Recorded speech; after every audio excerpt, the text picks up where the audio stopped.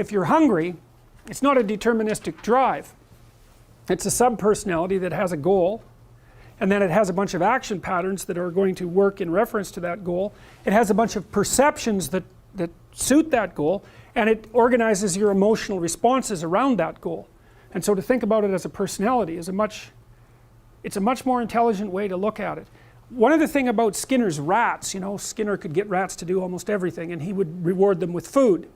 And so he had a simple rat model, but his rats were starved down to 75% of their normal body weight. So not only were they not social, gregarious rats like rats are, because they were isolated, they were genetically altered from wild rats, but they also weren't as complex as a real rat because they were starving. And so, but you know, a starving rat is a pretty good model of a rat, and a rat is a pretty good model of a person. But a lot of our models of simple behavioral learning were based on starving, isolated rats.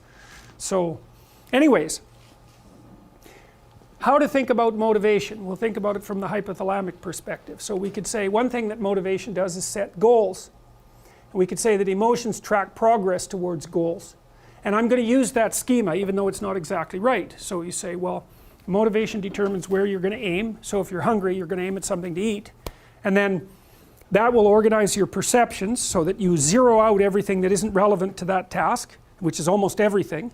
You concentrate on those few things that are going to facilitate your movement forward. When you encounter those things, that produces positive emotion as you move through the world towards your goal, and you see that things are laying themselves out that facilitate your movement forward. Those things cause positive emotion.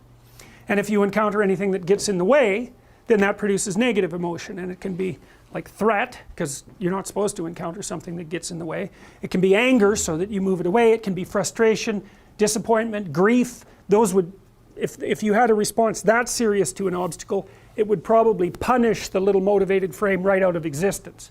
You know, so you walk downstairs and, I don't know, the contracting company has set a wrecking ball through your kitchen. It's like, that's going to be disappointing. You're not going to keep eating the peanut butter sandwich in the rubble. That little frame is going to get punished out of existence, and some new goal is going to pop up in its stead. And you know, one of the things we're going to try to sort out is how do you decide when you've encountered an obstacle that's so big that you should just quit and go do something else, because that's not obvious. You know, and you can get into counterproductive persistence pretty easily. So we don't know how people solve that problem. It's a really complicated one. So anyways, we're going to work on that scenario. Your hypothalamus pops up micro goals that are directly relevant to biological survival.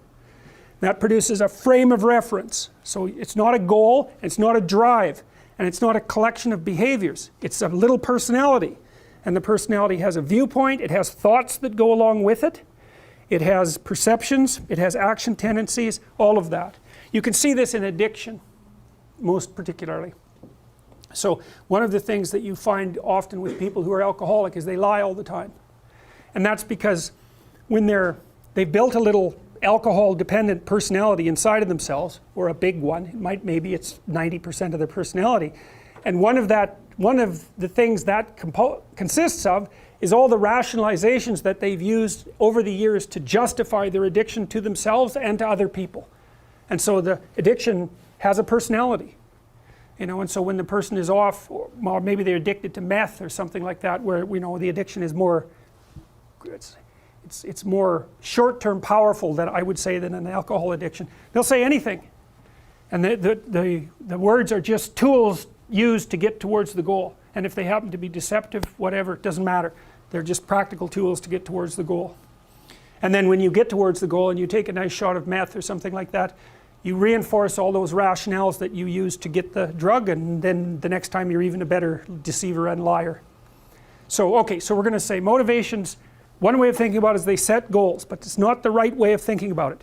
They produce a whole framework of interpretation. And so we're going to think about that framework of interpretation.